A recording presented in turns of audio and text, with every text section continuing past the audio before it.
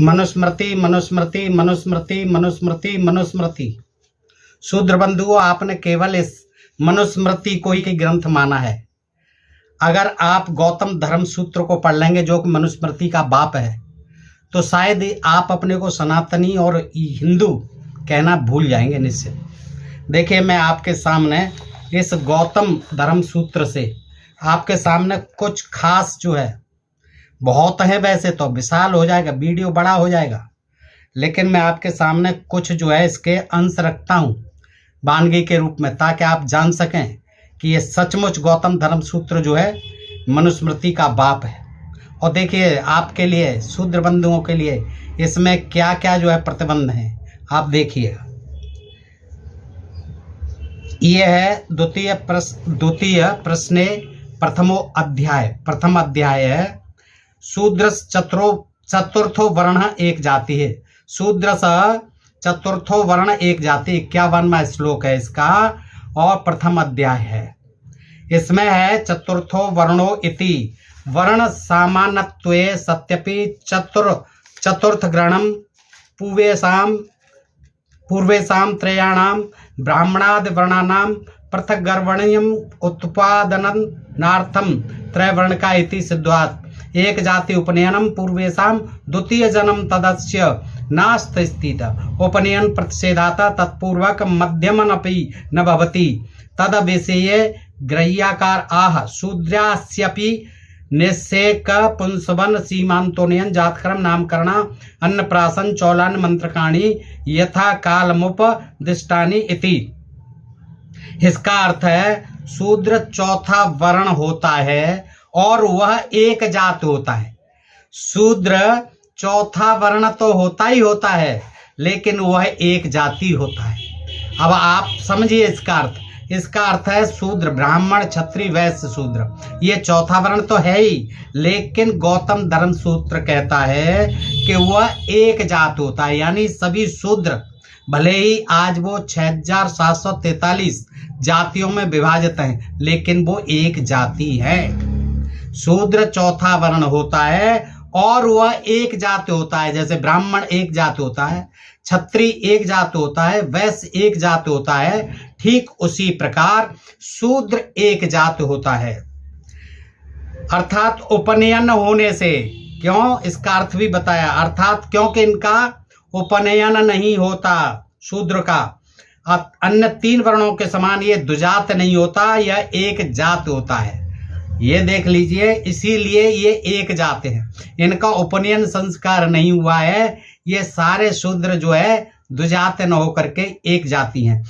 श्राद्ध कर्म के बारे में है 54। शूद्र को श्राद्ध कर्म भी करना चाहिए, लेकिन कैसे के श्राद्ध कर्म को शूद्र अमंत्रक रूप में, यानी वैदिक मंत्रों का प्रयोग न करके केवल पौराणिक मंत्रों का प्रयोग करके करे। और पौराणिक मंत्र तो आप अपने आप पढ़ लीजिए हैं, लेकिन वेद मंत्र न ब्राह्मण पढ़ेगा आपके यहाँ, न आप स्वयं पढ़ेंगे। श्राद्ध आप कर सकते हैं और इसीलिए श्राद्ध भी करते हैं शूद्र भाई, भले ही नहीं हो उनका जो है संस्कार वैदिक रूप से करते हैं। भरणीय आश्रित जनों, पत्नी पुत्र आदि का भरण पोषण भी शूद्र करे, अपने अपने आश्रित जनों का भरण पोषण भी शूद्र करे, जबकि ब्राह्मण के परिवार का और ब्राह्मणों का राजा ही पालक होता है, वो ही करेगा उनका पालन। अपनी ही शूद्र जो है 56वां है, अपनी ही पत्नी से संबंध रखे। शूद्र को अपनी ही जात की पत्नी हो सकती है, दूसरी नहीं। और जबकि ब्राह्मण जो है क्षत्रिय, वैश्य, शूद्र की कन्या से विवाह कर सकते थे, और क्षत्रिय जो है वैश्य और शूद्र की कन्या से विवाह कर सकते थे, वैश्य और शूद्र की कन्या से विवाह कर सकते थे। लेकिन शूद्रों के लिए था भाई अपनी ही जाति में विवाह करिए, आपको अंतर जाति विवाह का कोई अधिकार नहीं है। मूल मात्र वाले हस्तलेख से सूत्र का पाठ सुधार तुष्टि बताया जाता है। अपने से उच्च वर्णों ब्राह्मण, क्षत्रिय और वैश्य की सेवा भी शूद्र का धर्म है। शूद्र का धर्म सनातन धर्म नहीं है, हिंदू धर्म नहीं है, उसका धर्म है अपने से उच्च वर्णों ब्राह्मण क्षत्रिय और वैश्य की सेवा ही शूद्र का धर्म है। अभी भी नहीं आप समझ रहे हो तो समझ लो।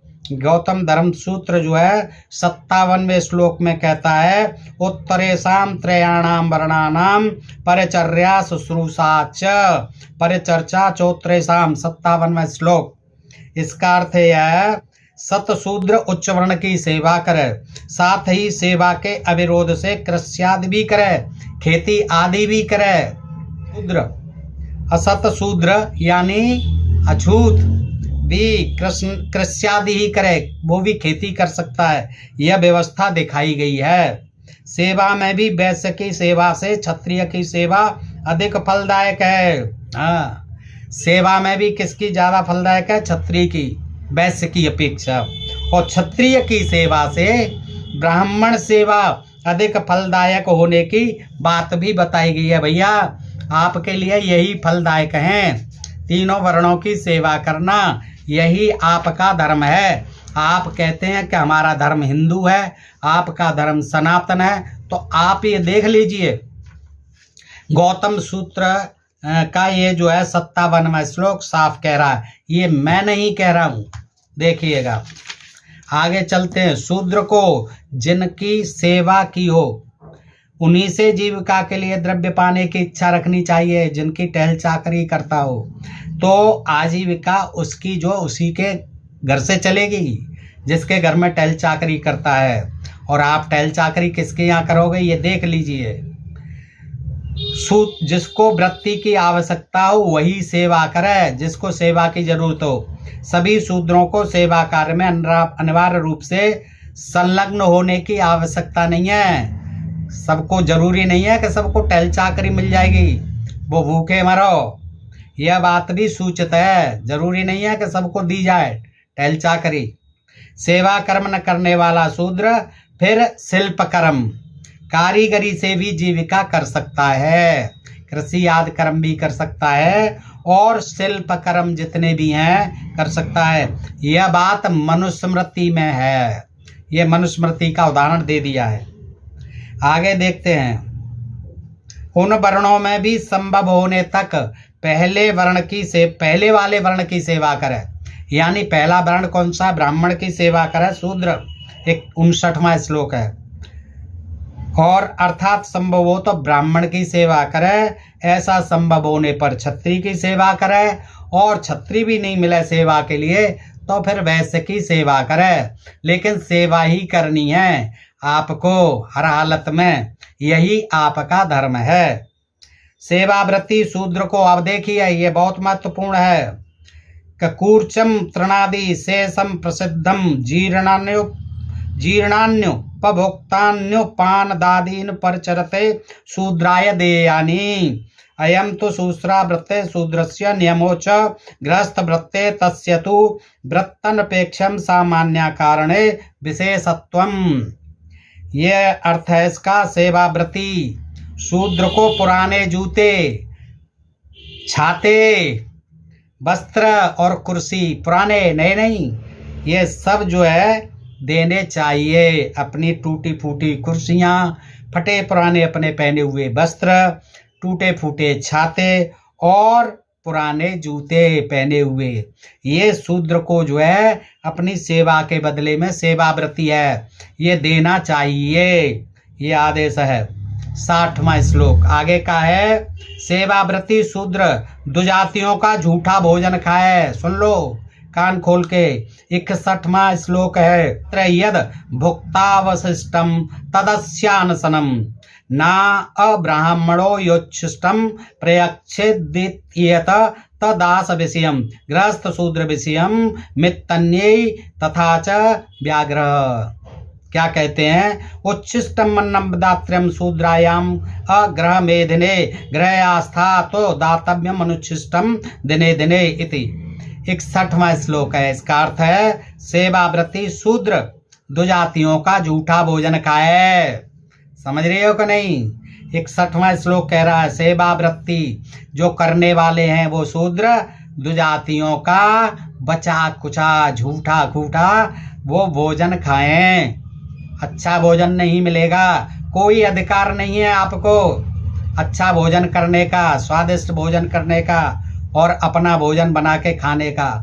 आपको जो दुजातियों का झूठा भोजन है वही खाएं। और ये मैं नहीं कह रहा हूँ, ये गौतम धर्मसूत्र कह रहा है, जो कि मनुस्मृति का बाप है। 66वां, शूद्र शिल्प कर्म द्वारा भी जीविका निर्वाह कर सकता है। और जो जो शिल्प कर्म करते गए वो सब शूद्र जाति में बनते गए, जो आज ओबीसी में हैं। विभिन्न पेशों के करने वाले जैसे बढ़ई हैं, लोहार हैं, तमाम जो शिल्प कर्म हैं, ये सब जो है शूद्रों को ही सौंपे गए कि आप जो है ये टहल चाकरी में ही आ जाते हैं। शिल्प कर्म द्वारा भी शूद्र जीविका निर्वाह कर सकता है। 62वां श्लोक है।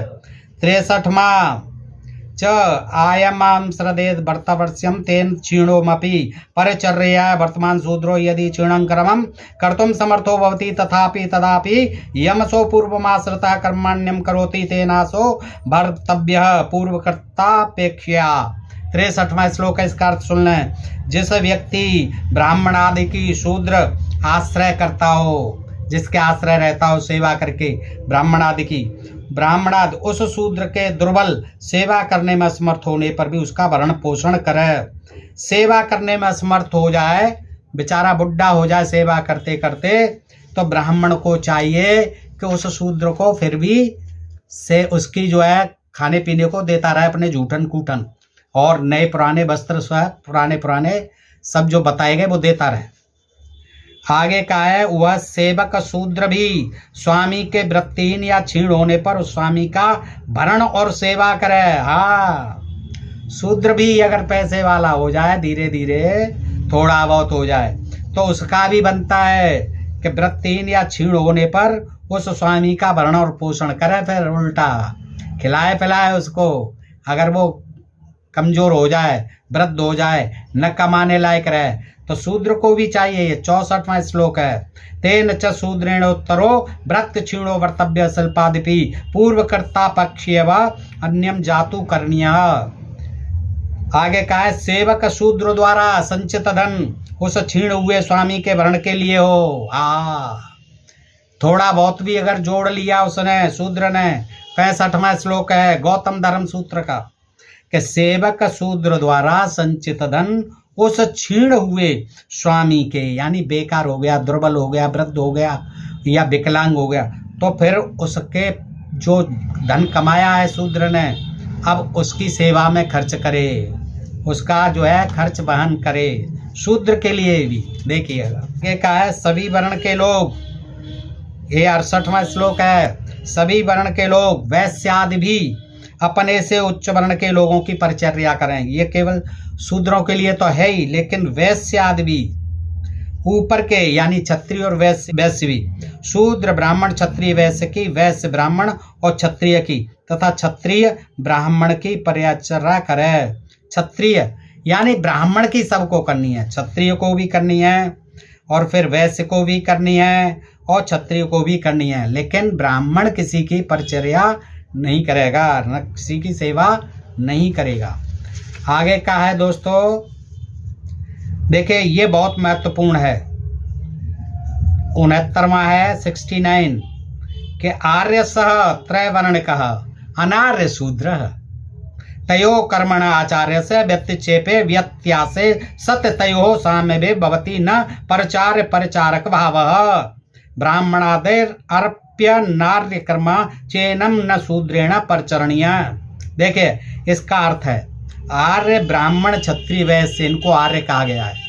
देखिए गौतम धर्म सूत्र से समझ लें, जो कहते हैं आर्य का मतलब श्रेष्ठ होता है, आर्य ये थे, आर्य वो थे, ये इनको पढ़ोगे तो सब मालूम पड़ जाता है। आर्य कौन थे? ब्राह्मण क्षत्रिय और वैश्य, इस गौतम धर्म सूत्र कह रहा है। और ये 69वां श्लोक है, आर्य ब्राह्मण क्षत्रिय वैश्य और अनार्य कौन? शूद्र, यहाँ के आदिवासी मूल निवासी हैं, बहुसंख्यक लोग, ये कौन? अनार्य, ये कौन? शूद्र। मैं बार बार कहता हूँ इस बात को, और लोग कहते हैं कि जाति प्रथा नहीं थी, वर्ण प्रथा थी।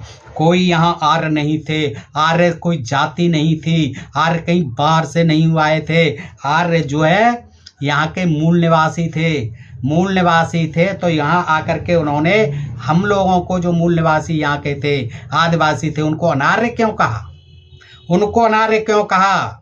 ये जो है देखिए, और फिर उनको शूद्र बनाया, हे वर्ण में डाला। देखिए तो ये श्लोक जो है स्पष्ट कर देता है, आर्य ब्राह्मण क्षत्रिय वैश्य और अनार्य शूद्र के कर्मों में उलट फेर होने पर उनमें समानता हो जाती है। हाँ, ये ध्यान करना, इसीलिए गीता में कह दिया, अपने अपने कर्मों को करो जो वर्ण के लिए निश्चित हैं, और एहसान करेगा वो दंड का भागी होगा। यही कहने का तात्पर्य इस श्लोक का है कि जो ब्राह्मण क्षत्रिय वैश्य आर्य हैं और जो शूद्र अनार्य हैं, उनके कर्मों में अगर उलट फेर हो जाएगा कि ऊपर वालों के काम शुद्ध नीचे वाले करने लग जाएंगे, तो फिर उनमें समानता आ जाएगी। ये भी देखने की चीज है। दंड व्यवस्था भी देख लें मनुस्मृति की तरह, इसमें भी दी हुई है। ये तृतीय अध्याय है, तृतीय अध्याय द्वितीय प्रश्न इसमें दिया हुआ है। ये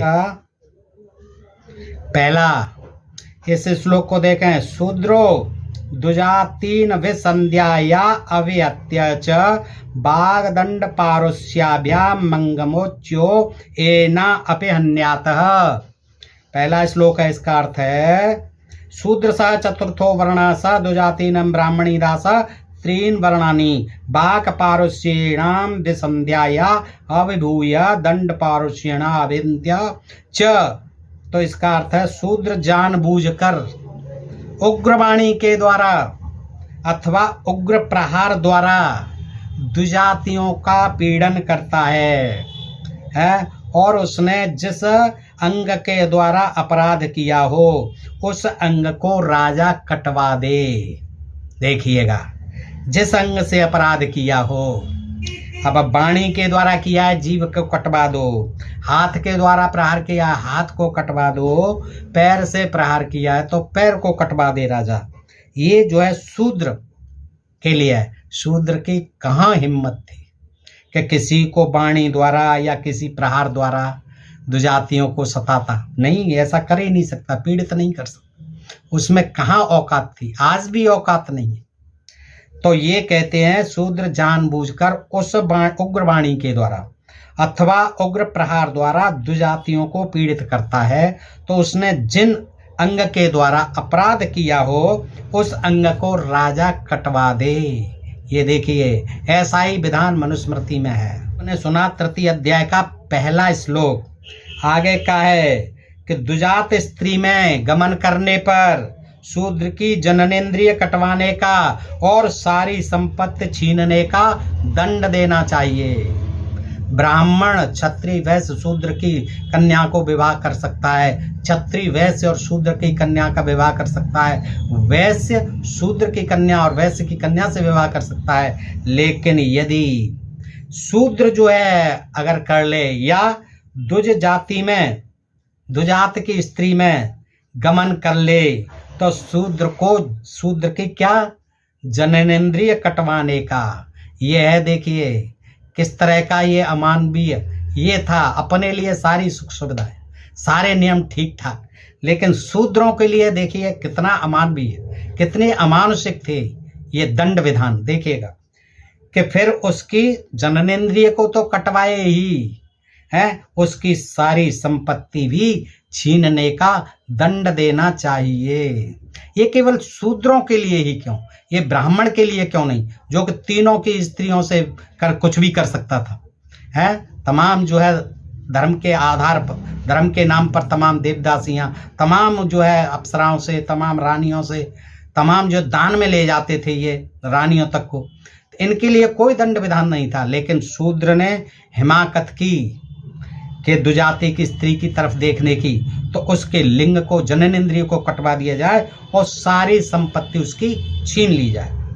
आगे का है तीसरा, ये दूसरा हो गया। तीसरा है स यदि शूद्र स तासाम गोप्ता रक्षता भवति तदा बधः कार्य अधिक गृणाति पूर्वोक्त दंडम द्वयमपि भवति ही। यानी ऐसे अपराध करने वाला वह शूद्र उस द्विजात स्त्री का रक्षक के रूप में नियुक्त हो, रक्षक के रूप में यानी गार्ड हो उसका, तो पूर्वोक्त दंडों के अतिरिक्त उसे बदरूप दंड भी देना चाहिए। ये दंड भी दिए जाएं और फिर उसका वध कर देना चाहिए, उसको मार देना चाहिए। ऐसा अपराध वो करे जो उस स्त्री का रक्षक हो, यानी सिक्योरिटी में हो। वो जो अगर ऐसा अपराध करे, शूद्र और जाति के लिए नहीं, शूद्र करे तो उसको जो है फिर वध भी कर देना चाहिए।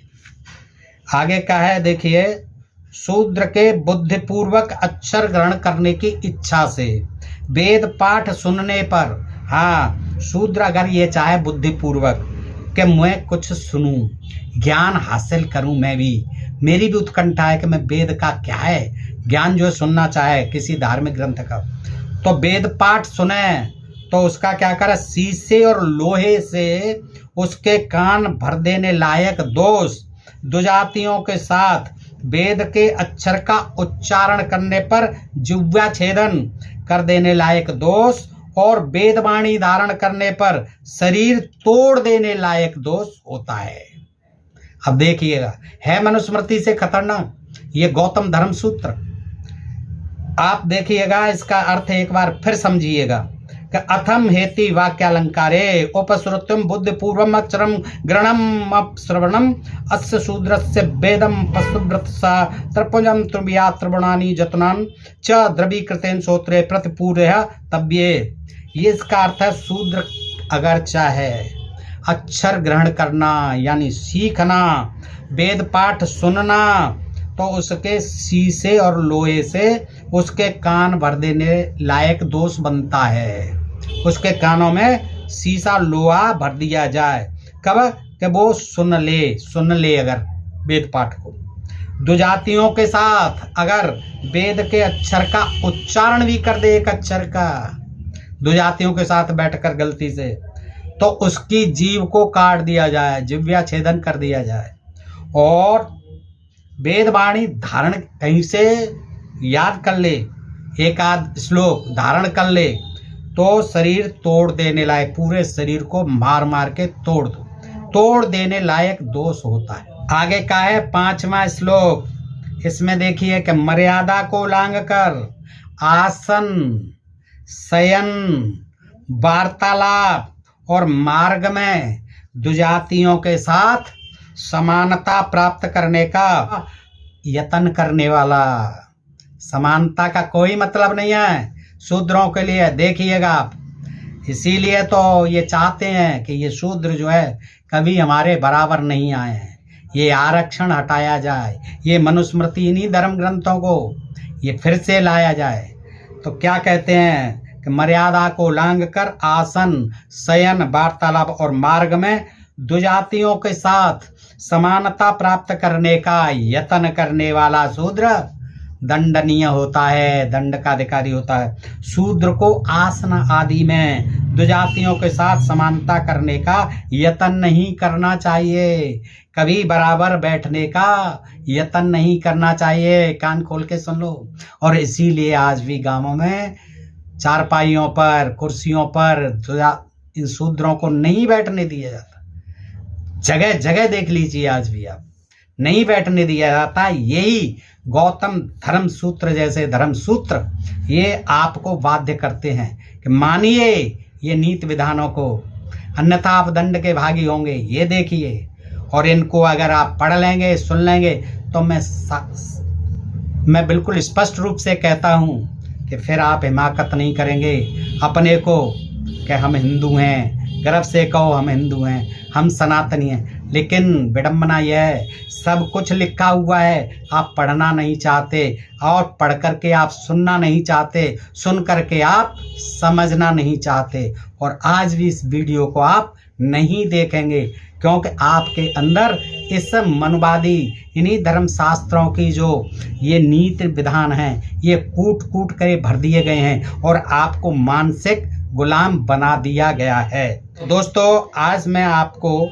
यहीं तक ये जानकारी देता हूँ।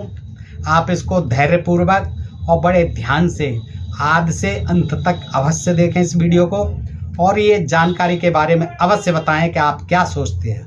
मनुस्मृति को ही आपने सुना है, मनुस्मृति मनुस्मृति मनुस्मृति मनुस्मृति मनुस्मृति करते रहते हैं आप। लेकिन ये गौतम धर्म सूत्र जैसे तमाम धर्म सूत्र हैं, तमाम धर्म ग्रंथ हैं, अगर आप उनको पढ़ लोगे, समझ लोगे, जान लोगे तो निश्चित ही आप कहोगे कि ये हमारा धर्म नहीं है, हमारा धर्म तो दुजातियों की सेवा करना। तो दोस्तों आप जो है ऐसे जानकारी भरे वीडियो को अपने मित्रों में भी शेयर करें दोस्तों, और चैनल को सब्सक्राइब करते रहें। फिर मिलते हैं ऐसे किसी जानकारी के साथ अगले वीडियो में। तब तक आप सब मित्रों का हृदय से आभार, नमस्कार, जय हिंद, जय भारत दोस्तों।